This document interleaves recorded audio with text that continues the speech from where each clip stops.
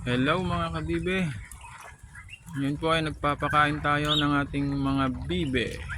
Ayan, yan po yung update sa ating mga sisiw na bibe. Yung iba tapos nang kumain kaya doon. Yan po yung ating Peking duck.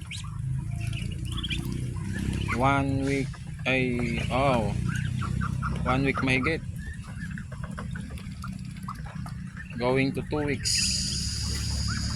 Yan. Tapos dito naman yung mga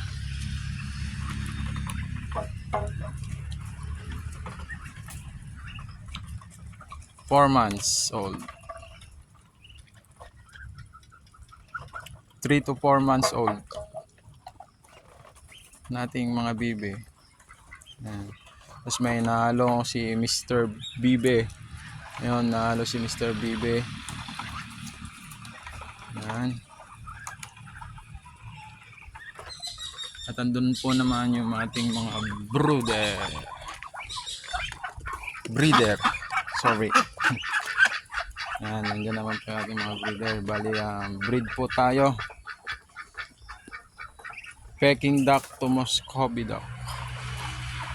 Tignan natin kung anong magiging result. So, 5 inahin po yan. Tapos isang barakong Peking duck. Yan, bali naasawa na po. So naayos na din natin yung kanilang paiklogan doon. Yun, ready na para sa ating mga inahin. At yun naman pong mayroon po tayong isang nangingiklog. Ito. So bali papisa na po siya. 3 to 5 days may mapipisa na dito. Yan. So yan lang mga kabibe. Yan lang po ang ating update for today, for today's video. So abang-abang lang po kayo. Salamat po sa inyong panonood. Now please follow, like and share po ang ating YouTube channel. Maraming salamat and God bless.